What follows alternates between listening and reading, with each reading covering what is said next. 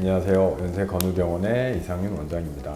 오늘은 참 의사들마다 고민도 많고 환자분들께서도 고민이 많으신 테니스 엘보 성가염이라고 표현하는 그래서 말씀을 좀 드리겠습니다. 일반적인 정보는 인터넷 찾아보면 엄청나게 정보가 나올 거고요. 저희가 궁금한 거는 그거죠. 왜 이렇게 안 낫는가? 왜 이렇게 나는 고생을 할까? 거기에 관해서 많은 고민을 하고 환자분도 고생을 많이 하시는데 거기에 관해서 저의 의견을 좀 말씀드려보도록 하겠습니다.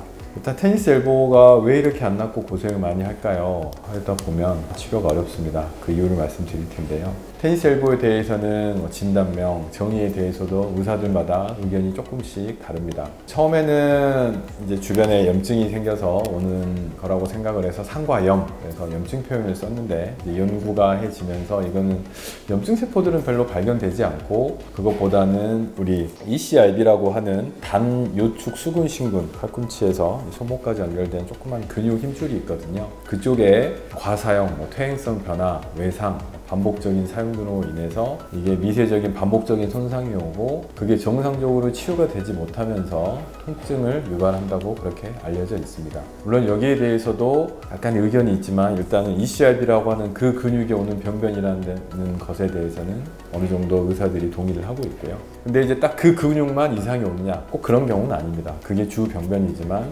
이게 구조학적으로 해부학적으로 보면 주변 근육들과 참 유사하게 합쳐져 있는 경우도 있고 되게 많이 붙어 있거든요. 그 주변에 있는 총신전건이라고 하는 그곳의 힘줄, 그 다음에 이 바깥쪽을 잡아주는 인대 그런 것들과도 같이 동반돼 있고 ECRB라고 하는 근육에서 시작은 했지만 그게 심해져서 주변 구조물까지 병변이 같이 되어 있는 경우도 꽤 많이 있습니다. 그래서 첫 번째 좀 진단부터 어려운 그런 과정은 좀 있는 걸로 생각이 됩니다. 아까도 말씀드렸지만 치료가 참 어렵습니다. 인터넷 검색해 보시면은 수많은 정보가 있는데요. 또 수많은 정보도 비슷한 듯 하면서 다들 다릅니다. 그 이유는 제 생각에는 정답이 없습니다. 그래서 제 생각에는 일단 정답이 없기 때문에 제가 환자분한테 말씀드리는 거는 본인한테 맞는 치료법을 찾는다 그렇게 말씀을 드려요. 처음에 물론 많이 안 쓰고 하는 게 중요하겠죠. 근데 많이 안 쓰고 하는 것도 아까 제가 ECRB라고 하는 근육이 팔꿈치에서 손목까지 연결됐다고 그랬잖아요. 단순히 이 팔꿈치만 안 쓴다고 되는 게 아니라 이 손목 연결되어 있기 때문에 손목 움직임도 되게 중요합니다. 진단을 할 때 우리가 이쪽에 눌러보면 통증도 있지만 이렇게 편 상태에서 힘을 주고 손목을 위로 힘을 줘서 꺾어보면 이쪽 통증이 유발되거든요. 어떤 의사들은 우리가 보조기나 기부스를 할 때 여기만 해서는 안 된다. 손목 이쪽을 잡아줘야지 된다. 그렇게 말하는 의사들도 있고 또 그런 의견도 많이 있습니다. 여하튼 간에 일단은 손목과 팔꿈치에 무리가 안 가게 하는 어떤 그 자세를 좀 바꾼다던가 삶의 스타일을 좀 바꾼다던가 하는 것도 중요하겠죠. 그런 거는 모두가 동의하는 기본적인 겁니다. 작업을 하실 때 너무 이쪽에 한 방향으로 무리가 가거나 반복적이 된다면 그것도 좀 조절을 해줘야겠죠. 그렇게 생각을 하시면 되고 요즘에 이제 관절 통증을 같이 연구하고 공부도 하는 모임에 가보면 워낙 원인도 다양하고 의사들마다 의견이 다르기 때문에 이거를 상과염이라고 딱 진단명을 붙이기보다는 이쪽에 통증을 유발하는 일종의 증후군으로 봐야 되지 않겠냐 그렇게 말하는 의견도 조금씩 나오고 있습니다. 여하튼 딱 정해진 치료가 없기 때문에 의사마다 병원마다 치료법이 다양합니다. 초기에는 휴식, 약물요법, 물리치료 이런 걸 시행하고요. 체외충격파, 주사요법도 많이 시행합니다. 주사요법도 아마 검색을 해보시면 주사 종류가 되게 다양합니다. 전통적인 스테로이드 주사, 프롤로 주사, 또 요즘에 이쪽에 많이 쓰고 있는 PRP 주사, 여러 가지 주사법이 있죠. 어떤 주사가 딱 정해지고 좋다, 그것도 정해진 거는 없습니다. 하지만 스테로이드 주사는 많이 쓰면 오히려 치유를 방해하고 손상을 더 심하게 줄 수 있기 때문에 그거에 관해서는 조금 신중을 해야겠죠.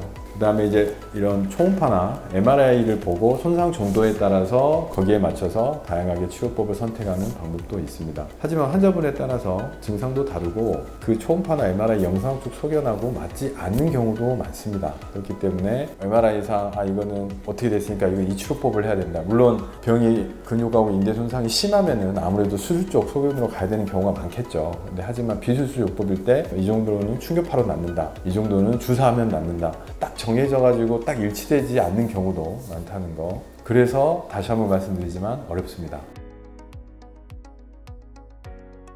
요즘에 이제 한겨울이 지나고 날씨가 좀 따뜻해지면서 이번 달, 저번 달에 유난히 상과염 환자분들이 좀 많이 오셨습니다.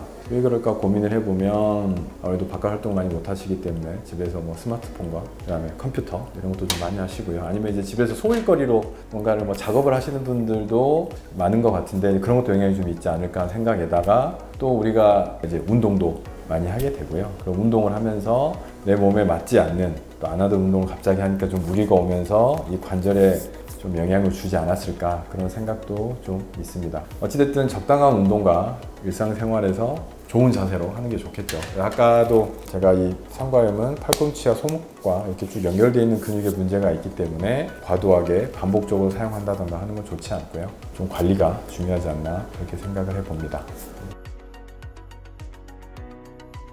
수술을 해야 되는 경우가 저는 확률적으로 한 10분이 오시면 한두 분, 두세 분 정도라고 보통 말씀을 드리는데요. 수술은 이쪽을 절개를 해서 하는 방법이 있고 관절경을 이용해서 하는 수술도 있습니다. 각기 장단점은 있고요.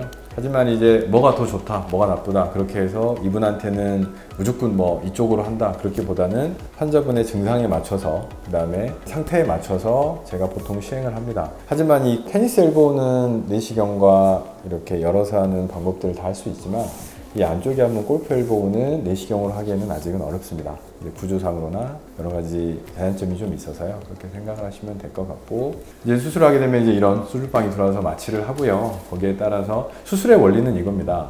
이 손상이 오고 정상적으로 치유가 되지 않는 조직들을 제거하는 거죠. 제거하는 게 원리라고 생각을 하시면 되고 그 부위를 제거하고 필요하면 먹는 나사못과 실을 이용해서 다시 봉합을 해주는 그게 원리라고 생각을 하시면 되고요. 비수술 요법들은 그 손상되고 치유되지 않는 조직들을 좀 재생시켜보고 회복되게 해보려고 하는데 목적이 있다고 생각을 하시면 될 것 같습니다. 그래서 이제 저희 병원에서 많이 하는 이제 미세건 시술이라고 있는데요. 이제 그 미세건 시술이라는 거는 이 손상된 조직들을 어떻게 하면 좀 더 잘 치유되게 하고 어떻게든 좀 수술 쪽으로 가보지 않고 좋게 해볼까 하는 이제 고민에서 출발을 했던 겁니다. 지금까지 우리가 시행해왔던 이런 비수술적 요법들을 한 번에 모아서 조합을 시켜서 잘 회복될 수 있게 해본다. 그렇게 생각을 하시면 될 것 같습니다.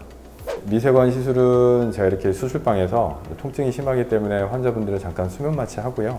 그 다음에 수술 전 검사에서 제가 목표로 했던 부분과 이 수술장에서 실시간으로 제가 이렇게 초음파로 손상된 부분을 다시 확인을 합니다. 다시 한번 상태를 확인하고요. 염증 정도도 좀 확인하고 이제 저희가 보통 하는 이제 미세 바늘을 집어넣어서 손상이 있는 부분에 치유를 하려고 혈류 채널을 만든다고 표현을 하는데 약간의 상처를 주고요. 그래서 혈류가 다시 생기게 하고 그 다음에 자기 피를 뽑아서 치유인제만 걸어서 넣어준다고 하는 자가분비혈장 주사술이죠. PRP 치료도 넣어주고 저는 또 이 성분이 콜라겐 성분이 많기 때문에 그래서 이 콜라겐 성분도 같이 조합을 해서 넣어주고 그 외에 우리가 이제 수술할 때도 많이 쓰는데 이 뼈 부착 부위에 뭐 드릴링하는 구멍을 좀 뚫거나 좀 자극을 주면 바이올로직 힐링이라고 하죠. 생물학적 치유가 일어나는 걸 기대할 수 있다. 그래서 그것도 좀 같이 해주려고 노력을 하고 있고요. 이제 이런 식으로 해서 뭐 절개하거나 뭐 내시경을 이용하지 않고 그래서 일단 환자분한테 큰 부담은 드리진 않고 그다음에 최대한 이 손상된 부분을 치유되게 하려고 노력을 합니다. 근데 이제 이 자체가 하고 나서는 되게 아프거든요. 아마 환자분들 스테로이드 주사가 아닌 뭐 재생 주사나 이런 걸 마저 보셨으면 아실 거예요. 초반에는 통증이 좀 있는 편이고요. 그 후에 이제 통증이 가라앉으면 바로 가벼운 일상생활을 하고 치유되려고 재활운동, 또 외래에서 경과를 보면서 치료를 합니다. 이런 식으로 치료를 열심히 해보고 그래도 만약에 호전이 없다면 수술로 가는 경우도 물론 있겠죠. 하지만 이제 그런 경우는 그렇게 흔하지는 않았고요. 항상 제가 처음에 말씀드렸다시피 여러 가지 다양한 치료법들을 항상 의사가 고민을 하고 환자분에 맞춰서 그거를 시행하려고 준비를 하고 있어야 된다고 저는 생각을 합니다.